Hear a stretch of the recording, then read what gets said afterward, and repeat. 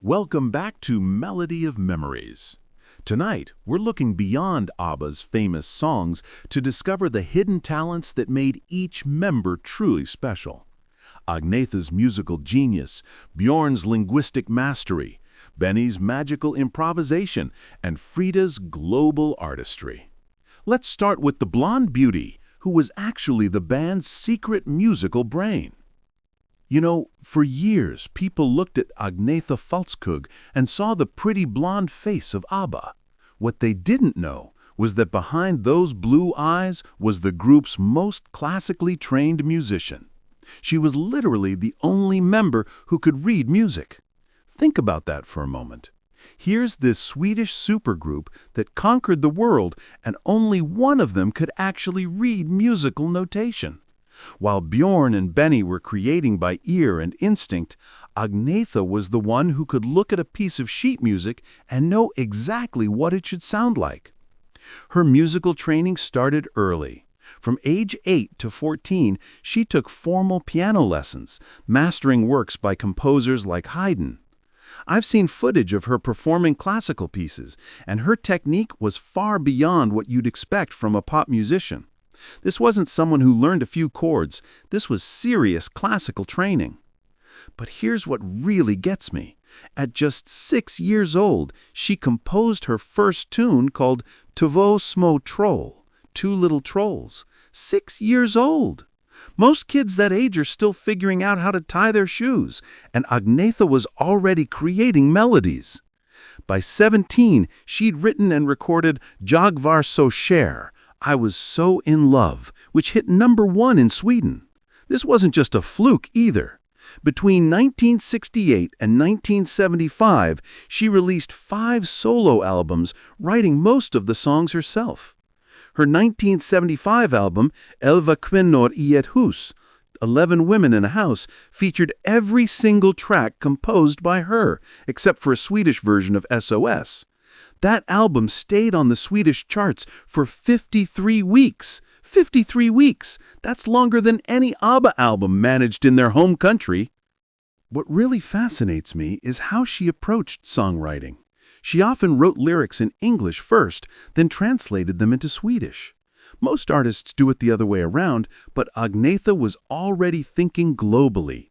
She had this vision that stretched beyond Sweden from the very beginning.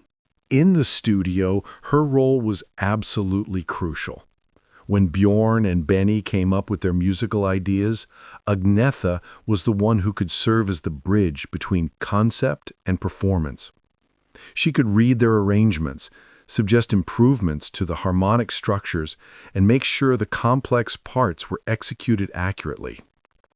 The other members have talked about ABBA's perfectionism, how they'd repeat takes endlessly until they got it right. Well, Agnetha's musical judgment and score reading ability were vital in achieving that perfection. She could hear when something was off and knew exactly how to fix it. But here's the sad part. Her incredible musical abilities were systematically overlooked. The press was obsessed with her looks. They marketed her as a visual icon, rather than recognizing her as the accomplished musician she was. Even within ABBA, with Björn and Benny getting credit as the songwriters, Agnetha's musical contributions were undervalued. Her only compositional credit in ABBA's catalog was for Disillusion, a B-side track. There was also the gender bias of the 1970s to consider. Female artists rarely self-produced albums back then. Despite producing 11 kvinnor I ett hus herself, which was groundbreaking, this achievement went largely unrecognized. Agnetha later explained that she chose to spend time with her children rather than devote all her energy to composing, which further limited her visible output. But imagine what we might have heard if she'd been given the same recognition and opportunities as her male bandmates. The real tragedy is that we almost lost sight of who Agnetha really was. She wasn't just the beautiful face of ABBA. She was a classically trained pianist, a gifted composer, and the only member capable of reading music notation. She was ABBA's unsung musical leader, the one who could translate musical ideas into reality. Now, if Agnetha was ABBA's musical brain, Björn Ulvaeus was something equally remarkable, their linguistic genius. Here's what blows my mind. This Swedish man wrote English lyrics that were not just good, but often superior to what native English speakers were producing. Björn started with an interesting educational background. After his military service, he studied business and law at Lund University for a year. That legal training gave him something most songwriters don't have: analytical thinking skills and the ability to construct compelling narratives with precise word choice. He approached English like a scholar, treating words and phrases as components in a larger structural equation. The challenge he faced was enormous. When ABBA formed in 1972, all 4 members were native Swedish speakers. Their manager, Stig Andersson, initially helped with English lyrics, but it quickly became clear that Björn had superior English abilities.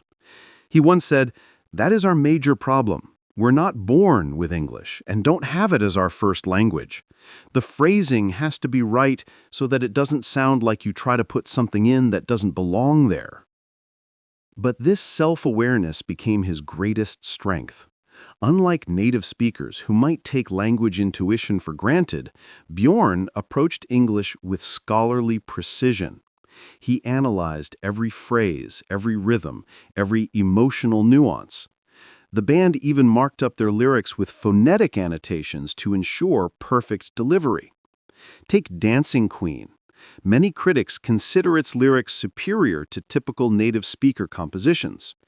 You can dance, you can jive, having the time of your life. That flows with such natural rhythm and colloquial authenticity that you'd never guess it came from a non-native speaker. Then there's The Winner Takes It All. Björn wrote this in just 1 hour while drinking whiskey, and the lyrics came to him in a rush of emotion. When Agnetha first read the lyrics, she started crying. The opening lines, "I don't want to talk about things we've gone through, though it's hurting me, now it's history," capture nuances of English that even many native speakers struggle to articulate. American critic Chuck Klosterman called it the only pop song that examines the self-aware guilt one feels when talking to a person who has humanely obliterated your heart.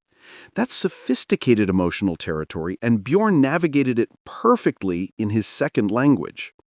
His approach was almost mathematical. He developed systematic methods for syllable counting and rhythmic matching to ensure perfect alignment between English words and musical phrases. He would harmonize each word and lyric with the rhythm of the melody, so that the melody of the language largely coincided with the melody of the song. This precision extended to his later work. The musical Chess, created with Benny and Tim, required him to navigate complex narrative structures while maintaining lyrical sophistication. The intricate plot about American and Soviet chess grandmasters, political intrigue, and personal relationships demanded the kind of logical storytelling architecture that his legal training had prepared him for. What's remarkable is his creative process. Björn described how he would visualize lyrical content as cinematic sequences. He played backing tracks repeatedly until the music told him what the song was about. For Knowing Me, Knowing You, he saw this woman walking from room to room with boxes everywhere, and something had ended. Children had played in those rooms. This ability to think in English at a conceptual level, not merely translating from Swedish, allowed him to create original English emotional landscapes. At age 80, Björn continues pushing linguistic boundaries through collaboration with artificial intelligence in songwriting. He calls AI the most fantastic co-writer you will ever have, showing his continued openness to linguistic innovation. Rolling Stone included him among their 100 greatest songwriters of all time, acknowledging not just commercial success, but artistic contribution. With nearly 400 million albums sold worldwide, his work has achieved both commercial and critical success. The fact that songs written by a Swedish law student continue to resonate with English-speaking audiences decades later speaks to the universal power of precisely crafted language applied with mathematical precision and emotional authenticity. While Björn was crafting words, Benny Andersson was creating musical magic in real time. Here's a man who never received formal classical training, yet became one of pop music's most sophisticated composers through pure intuition and an almost mystical connection to music. Benny's story starts in a musical household. His father, Gösta, and grandfather, Ephraim, were both accordion players who introduced him to Swedish folk music from an early age. At 6, Benny got his first accordion. By 10, he'd taught himself piano. The diversity of his early musical exposure was remarkable. He owned records ranging from Italian Schlager to Elvis Presley, with Treat Me Nice particularly impressing him because of its prominent piano arrangement. What makes Benny extraordinary is his ability to create entirely new melodies on the spot. His live piano performances are celebrated for their melodic richness and complexity. Critics note that Benny's approach, simply sitting at the piano and playing while recording everything, is a far cry from modern computer-driven editing techniques. He describes his compositional process as sitting at the piano for hours, letting my hands wander until I hear something I've never heard before. He admits he cannot predict when inspiration will strike or how it works, a phenomenon shared by many great composers. But Benny's gift goes beyond improvisation. He possesses this rare ability to translate others' emotions immediately into music. He served as an emotional translator for Frida and Agnetha, instantly transforming the feelings they wished to express into fitting melodies. Perfect example, The Winner Takes It All. After Björn rapidly wrote those divorce lyrics, Benny composed a musical setting that captured the song's poignancy perfectly. Agnetha remarked that the resulting recording reflected not only her own feelings, but those of Björn, Frida, and Benny as well. Despite being self-taught, Benny consistently delivered intricate orchestral arrangements for ABBA's recordings. He embraced Phil Spector's wall of sound approach, layering vocals and instruments to create this lush, textured sonic landscape.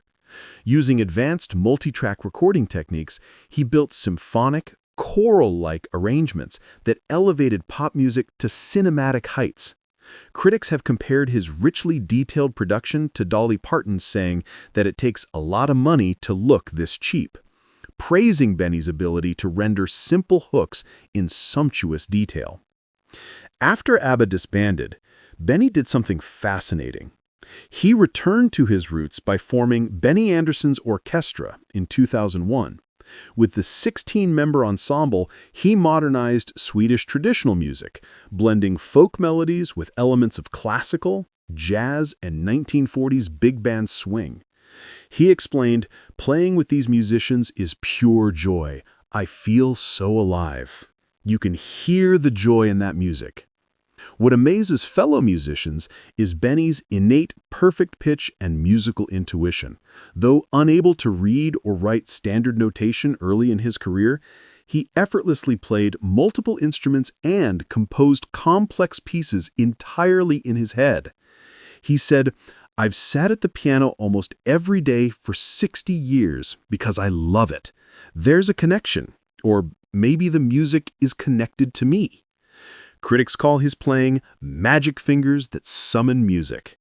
His 2017 solo piano album showcased this perfectly. Original ABBA and musical theater themes reimagined as graceful solo pieces, demonstrating the depth of his melodic invention. The orchestra's biggest hit, Du är min man, performed by Helen Sjöholm with Björn providing backing vocals, achieved unprecedented success on Swedish charts, staying for 278 weeks and topping the chart for 65 weeks. That's almost unheard of. Benny represents this beautiful paradox, a self-taught musician whose intuitive understanding of harmony and melody rivals classically trained composers. His fingers really do make music flow like magic. And then there was Frida, perhaps the most internationally minded member of ABBA, and certainly the most underestimated. While the others had their specialties, Frida possessed this remarkable collection of talents that made her truly global. First, there's her linguistic mastery. Frida spoke 5 languages fluently: Swedish, Norwegian, German, English, and French. But here's what made her special. She didn't just speak these languages, she became them. When singing in French, her diction and emotional nuances were so authentic that listeners often mistook her for a native speaker. Same with German pop songs. She could completely transform her vocal personality to match each language. This wasn't just technical skill. Frida was what I'd call an emotional soundscaper. She could take the same song and create entirely different emotional experiences depending on the audience. In live settings, she'd read the crowd's mood in real time and suddenly alter her vocal delivery. She might soften or intensify her vibrato, adjust her phrasing, infuse fresh emotional color, all to create an intimate connection unique to each performance. Her background shaped this adaptability. Born in Norway to a Norwegian mother and German soldier during World War II, then raised in Sweden after her mother fled to escape the stigma of war children, Frida learned early how to navigate different cultures and languages.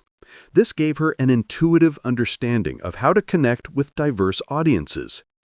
After marrying German nobleman Count Heinrich Rutzow-Reyes in 1992, Frida effortlessly integrated into Germany's aristocratic social circles. She became sought after at charity events, cultural galas, and diplomatic gatherings. Her genuine warmth, multilingual fluency, and keen cultural sensitivity allowed her to bridge the worlds of entertainment and high society. But there's another side to Frida that people rarely discuss: her artistic intuition. She had this lifelong passion for painting, particularly as what she called an emotion painter. She often likened her voice to a palette of colors, using subtle shifts in tone to paint the emotional landscape of a song. This synesthetic approach informed both her musical interpretations and her canvas work, where she expressed feelings through bold strokes and shifting hues. What strikes me about Frida is how she embodied this international spirit that ABBA represented. While the band was conquering the world, Frida was the one who seemed most comfortable in that global arena. She could perform in Stockholm one night, Paris the next, and completely adapt her presentation to each culture. Her solo work after ABBA reflected this international perspective. Albums like Something's Going On, produced by Phil Collins, and Shine showed her willingness to work with artists from different musical traditions and create something genuinely cross-cultural. Even her retreat from music was international, dividing her time between Switzerland and other European locations, supporting environmental causes across the continent. She received the Swedish Royal Medal Litteris and Artibus for her cultural contributions, but her influence extended far beyond Sweden. Frida represented something unique in ABBA. She was their global citizen, the voice that could transcend language barriers and unite diverse cultures. In a band full of hidden talents, hers might have been the most valuable for connecting with the world. 4 different kinds of genius in one group. Agnetha, the classically trained musician who could read what the others could only hear. Björn, the linguistic architect who made Swedish thoughts sing in perfect English. Benny, the musical magician whose fingers channeled melodies from some mystical source. And Frida, the global voice who could make any audience feel like she was singing just for them. Perhaps that's why ABBA's music still resonates today, 50 years later. It wasn't just about the songs, though they were brilliant. It wasn't just about the performances, though they were captivating. It was about 4 different types of musical genius coming together in perfect harmony. Each brought something irreplaceable to the sound. Remove any one of them, and ABBA simply wouldn't have been ABBA. They were more than the sum of their parts, but understanding those parts helps us appreciate just how remarkable their chemistry really was. The next time you hear Dancing Queen or The Winner Takes It All, remember, you're not just hearing a pop song. You're hearing musical genius, linguistic mastery, improvisational magic, and global artistry all woven together by four people who each possessed something truly special. That's what makes legends. That's what makes music immortal. And that's why decades later, we're still discovering new reasons to marvel at what ABBA achieved. Thanks for joining me tonight on Melody of Memories. Until next time, keep those memories alive.